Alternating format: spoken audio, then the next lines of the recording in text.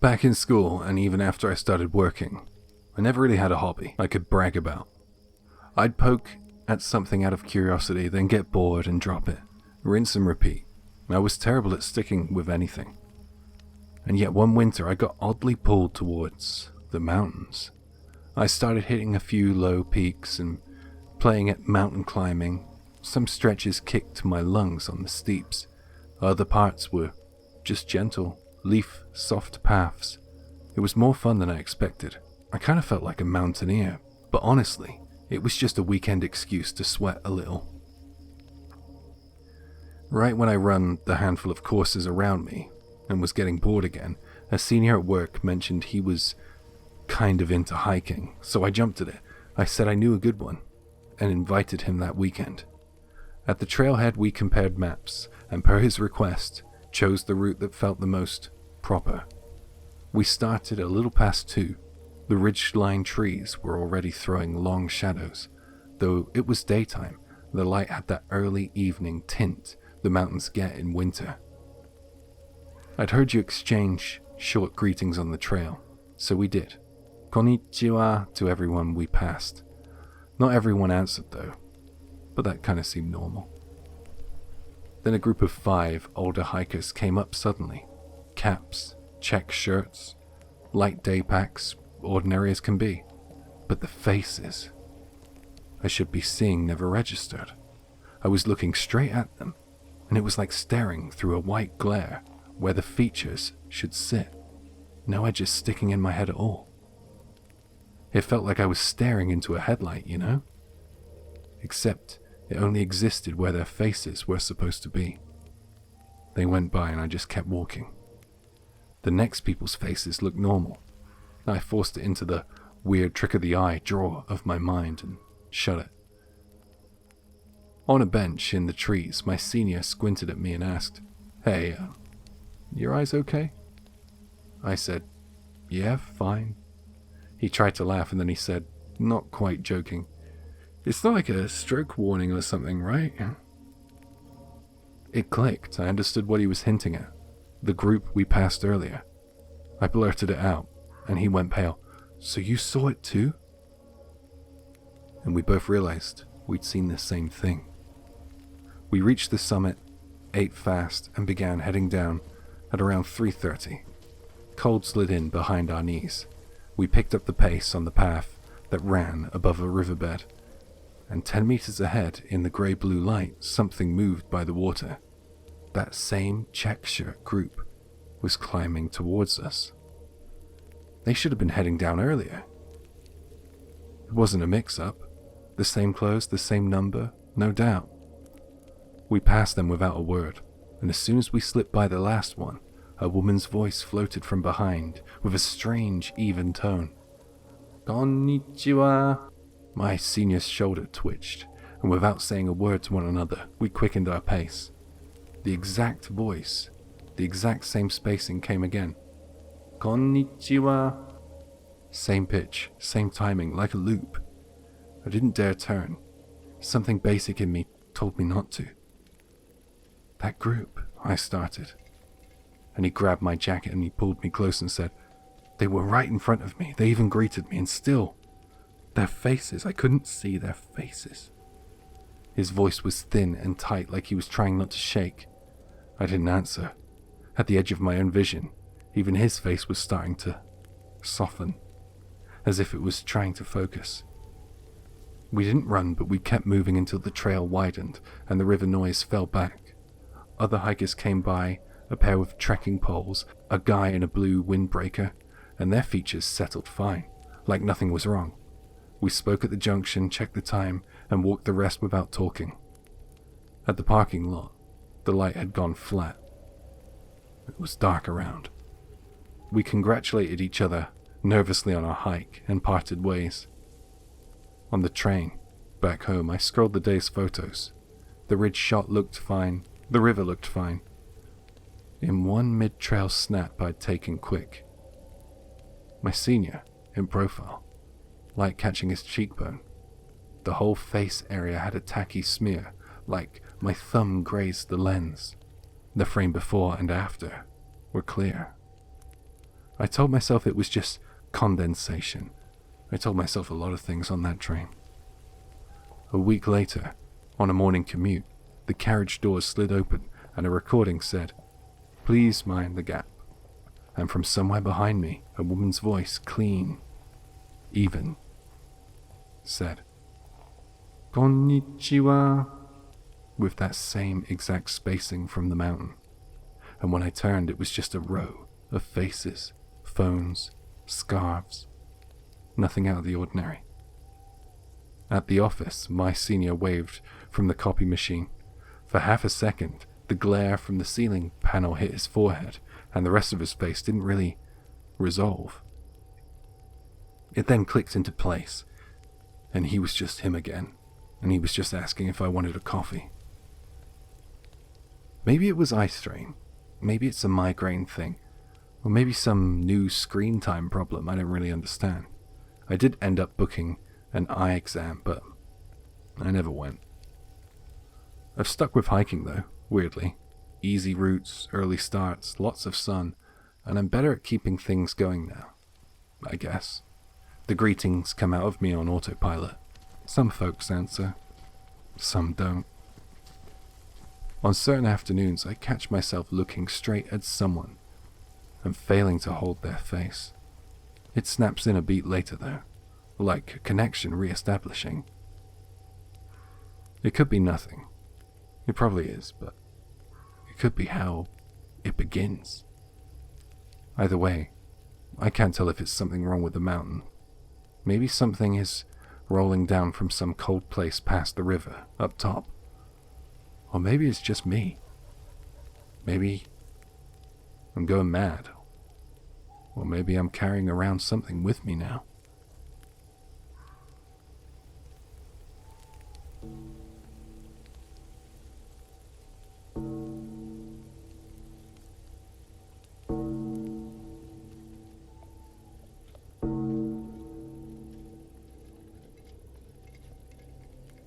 Hi, Jay here. Before we get stuck in Tokyo, Maru no Uchi, OL, means the classic office district look by Tokyo Station.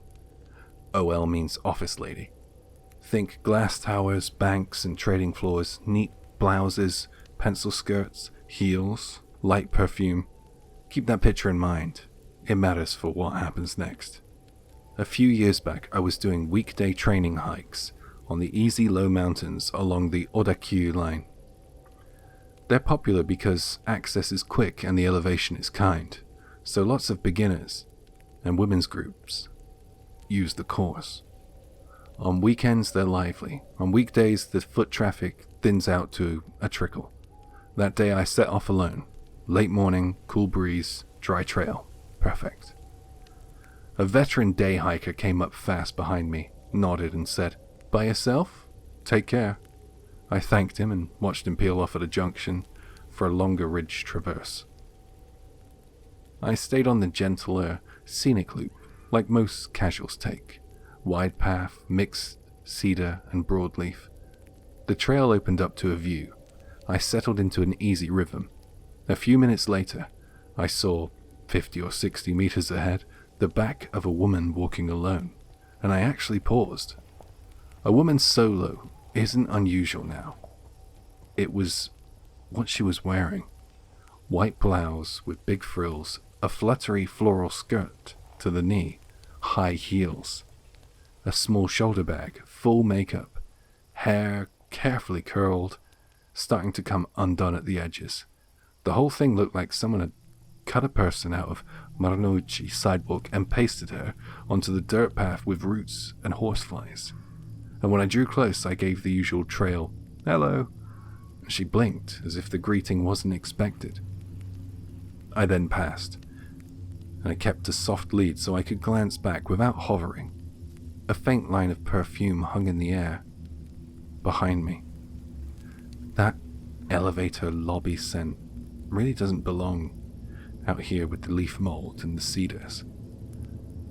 At first she managed, but then the heels were punishing. She started stopping more often, hands on thighs, and then finally crouched at the edge of the path. And that was the point that I turned back. I swallowed the obvious questions like, why that outfit? And I asked if she was okay. She gave a polite, office floor smile. But up close, I saw the office details you don't usually catch in the woods. Tiny earrings, a thin chain at her neck, catching the sun like a pinprick, lipstick still neat, though the foundation on her face had gone patchy with sweat. Do you have any water? I asked her, and she shook her head once. Small. I handed over my unopened bottle, and she hesitated, but she took it with both hands. Take small sips, I said. Let's get into some shade, and she nodded. When I asked if someone knew where she was, she tilted her head. Polite, I guess, but mostly distant, and said softer, I'm okay. A woman's hiking group came up from below.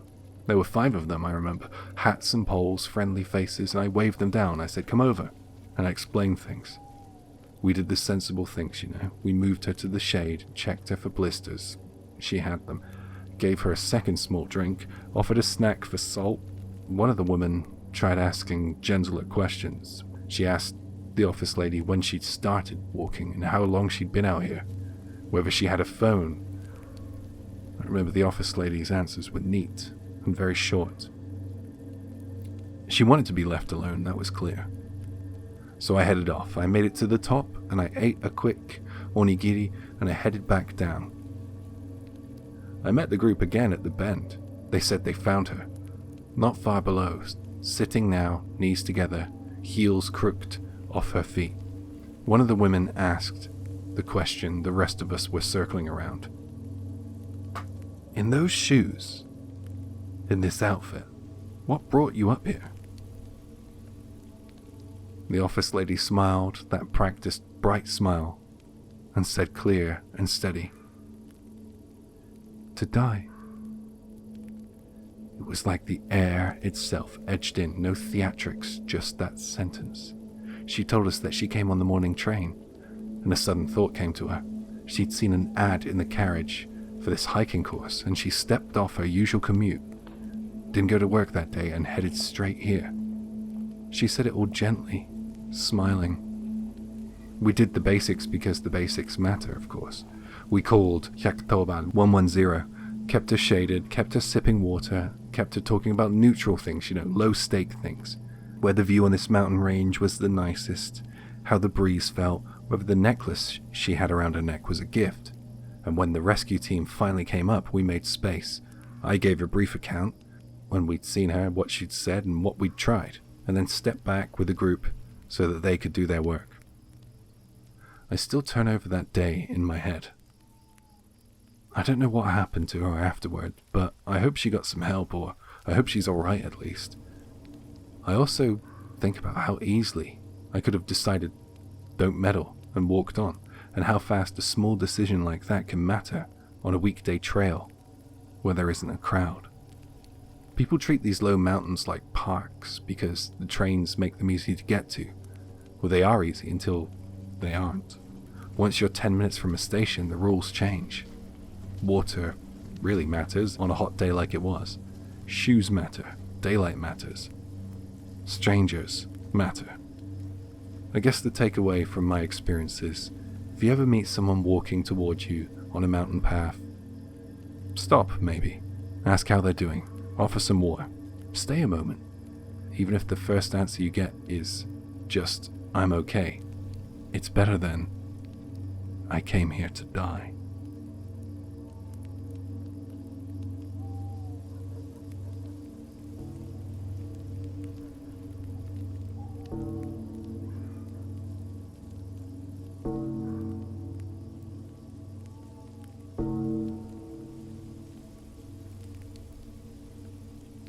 This was last autumn.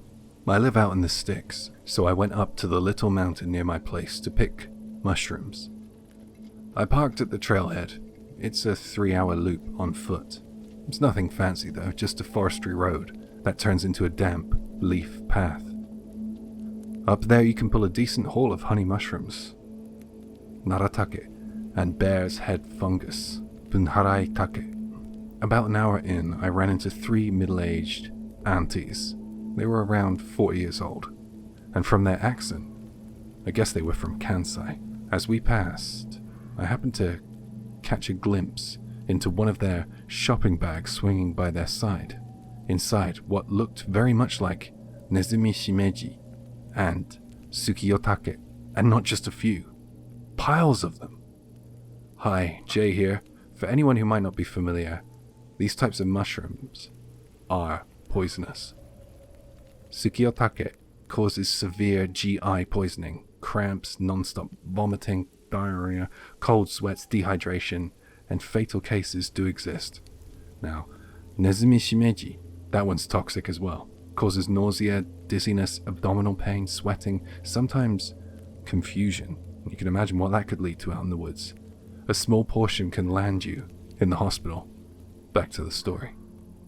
I thought, this is bad. These ladies are in real danger, so I jogged after them.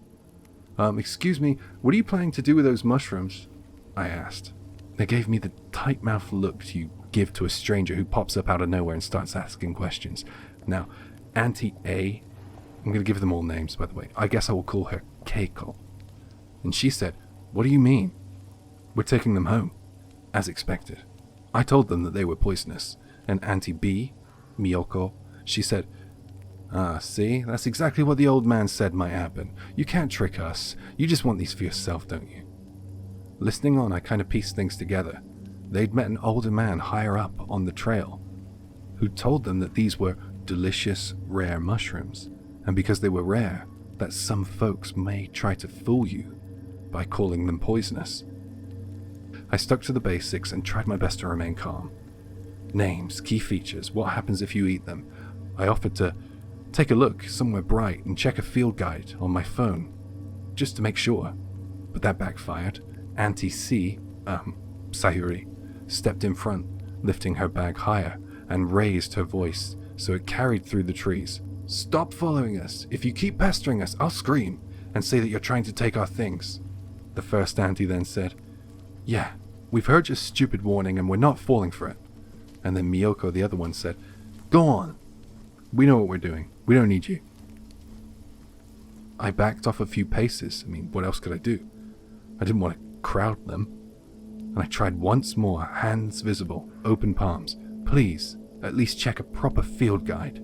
You know, consult a friend, ask somebody. If I'm wrong, I'll apologize right here. They tightened their grip on the bags and walked away.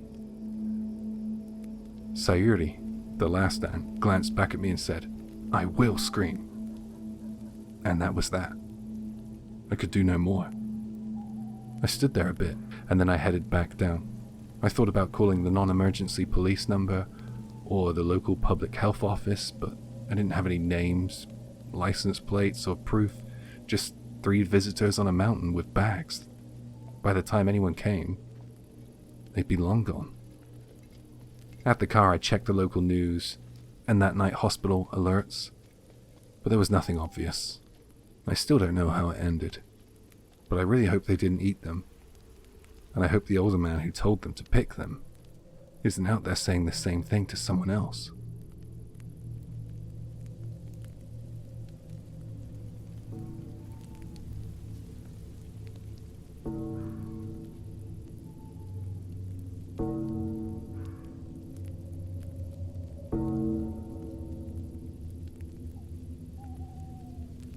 I first heard this from a friend, sitting with him on the veranda of an old country house when we were students.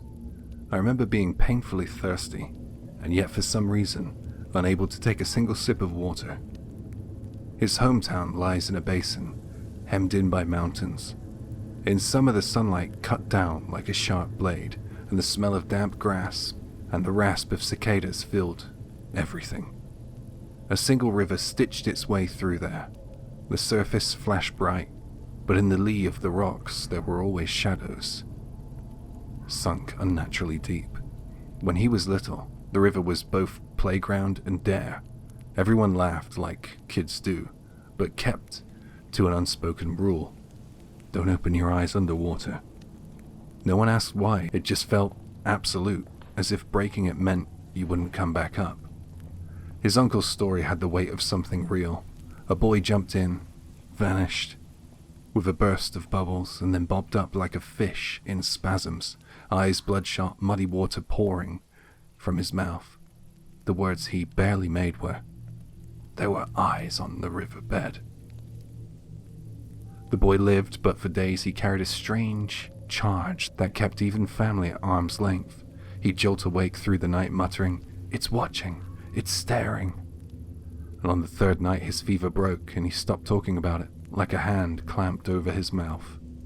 Strangely, kids who played the same way later sometimes showed the same pattern.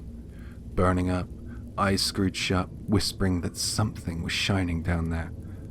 None could describe a shape, only the stare was there. As my friend talked, he unconsciously rubbed his feet together, like he was keeping something from catching his ankles. The motion sent a slow chill up my back. I don't know if it was an intentional thing to make the story all the more believable, but I can't lie, it creeped me out. Later he took me to that river. The basin carried its usual noise, but at the bank, the world went muffled. The rock shade was a heavy, unmoving black. I didn't have the nerve to jump in, I just stood there. He stepped forward and sank one knee into the water's edge. "When I have a kid, I'll bring him here," he said, oddly matter of fact. "Maybe then I'll understand what those eyes are." I didn't really get that. Right then, a sound slid into the current that didn't belong. From the fields beyond the trees came a low, steady drone of a pump, a deep cycling hum that pressed at the ribs. At the same time, from under the water, at our feet, there was a tiny crackle, like someone flexing finger joints. It felt aimed at me. I spun around on reflex, but there was no one there. Ever since, any time I go near water, I remember that sensation, something cold twinning around the deep of my ankles. Feels like the river peers at us and, on a whim, decides whether or not to let us be. On nights when I remember the story about that place, I don't pour out a glass of water, even if my throat is burning. Letting anything that flows into my body somehow feels risky. I'm afraid I'll catch, in the depths of my own pupils, someone else's stare hiding there, and see it by mistake. I'm one of those superstitious kinds, you know? And for that matter, I won't go to his hometown. I won't go back ever again. He once said, the shadows under the rocks seem to spread a little more each year, and the way he said it stuck with me. I've told this story more than I probably should. I don't know if the thirst I feel while telling it carries across, but I've watched people without noticing rub at their ankles while they listen. Whether that's just empathy, or the start of something else, I really can't say yet.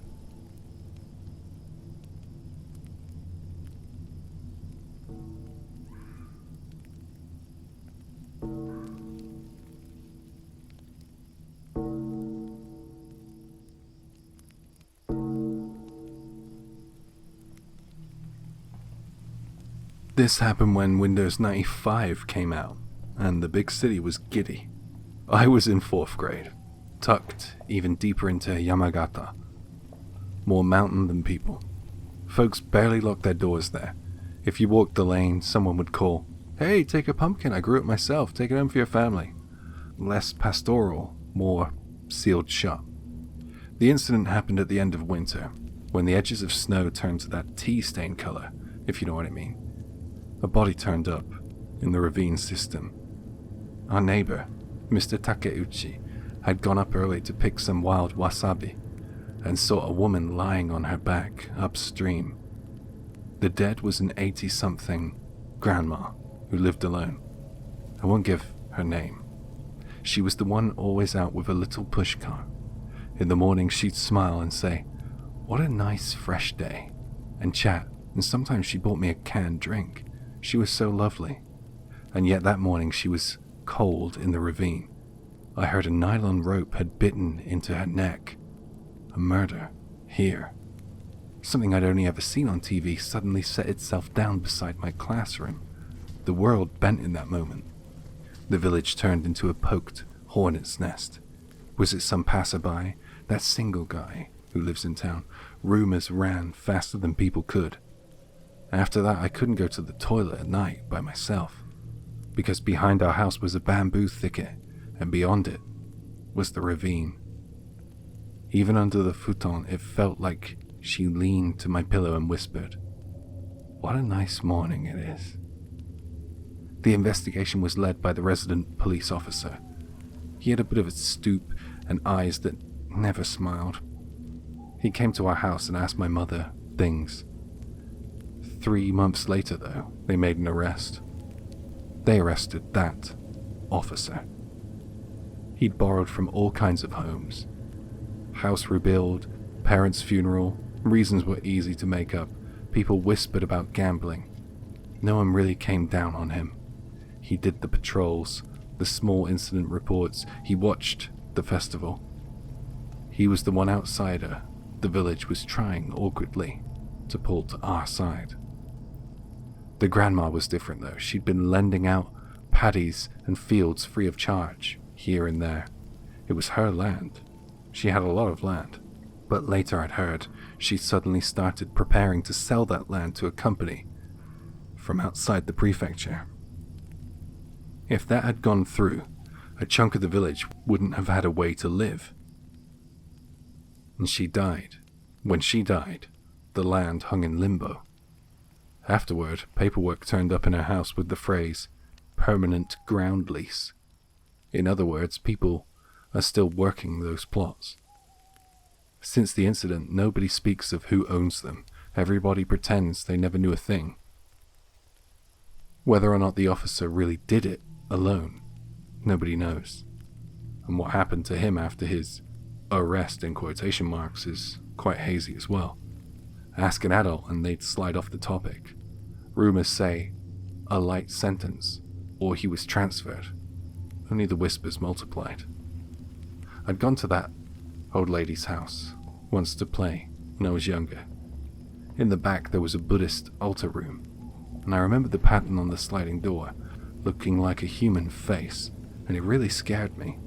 And she saw that, and she said to me, "Don't tell anyone about this."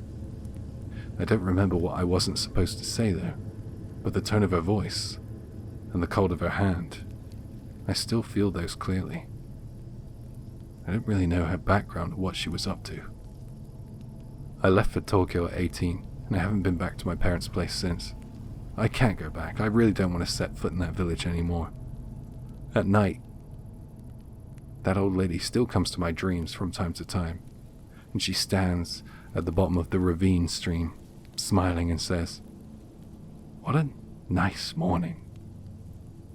But the sky is always pitch black.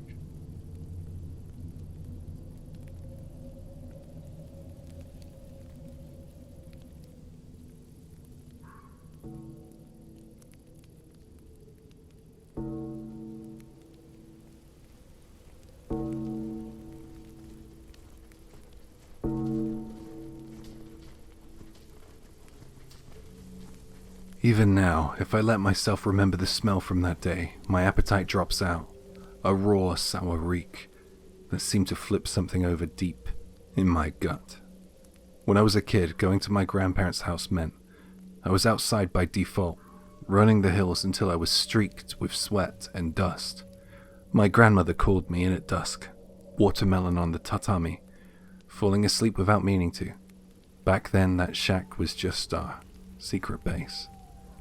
It sat far back in the hills, slapped together from rusted tin and warped boards.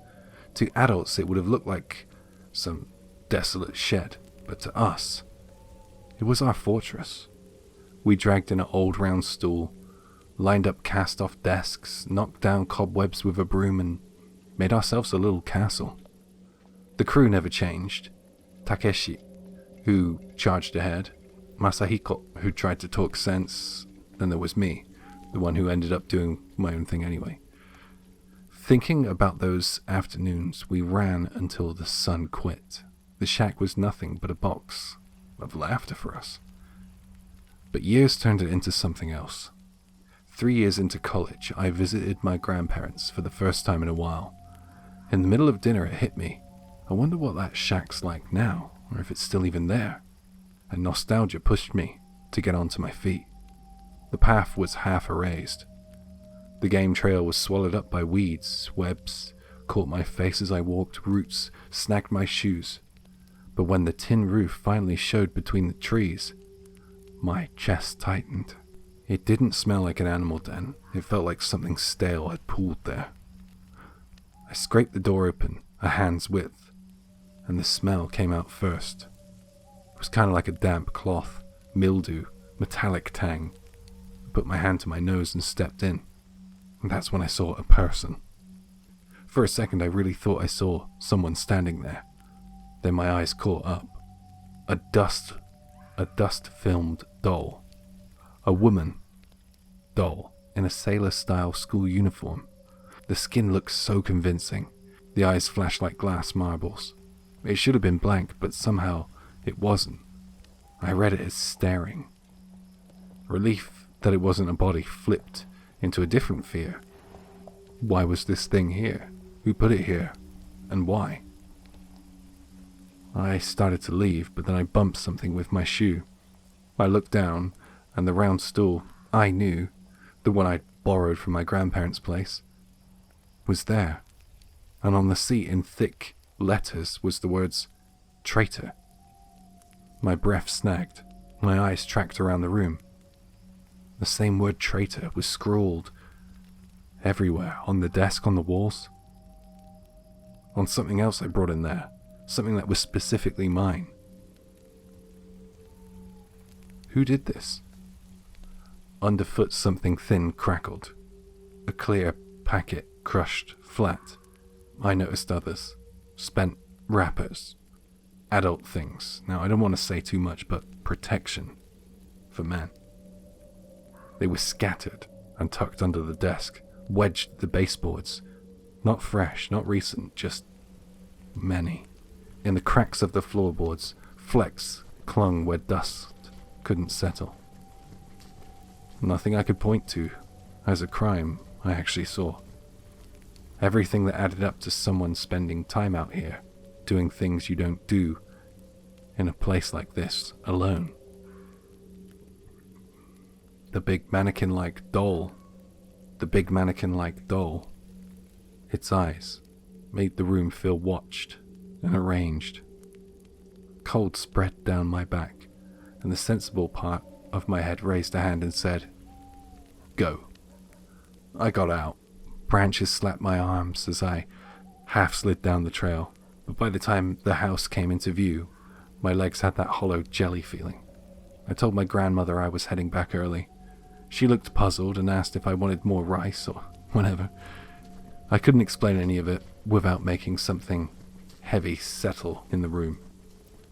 I don't know what was happening in that shack, and I don't want to know, but the word traitor on the things I brought there, I can't shake the feeling that something was aimed at me. Had I betrayed some of my old school friends? Takeshi, Masahiko? Childhood? The base itself? Or had somebody else gone in there with intentions of what they believed being a traitor was? Or anger at someone they believed to be a traitor, if that someone had been in there that day? I wonder what might have happened to me. My stomach turns just to wonder. My grandparents don't live there anymore. They moved to Tokyo, and I don't have a reason to go back to that mountain. I don't intend to make one. That's a relief. Still, some nights, right when I'm drifting off, I get the prickle between the shoulder blades, and the doll's eyes are just there, in the dark, flat and round, reflecting whatever tiny light the room had, waiting. I tell myself it's ended, but it feels like it's paused and picked somewhere else to keep going. I think somebody seriously deranged was in and out of that base we had as kids.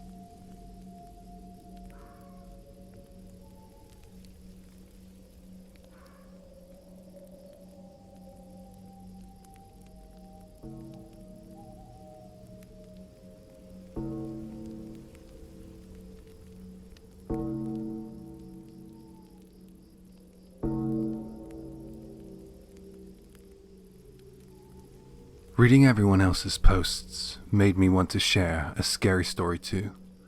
So let me talk. This happened last autumn.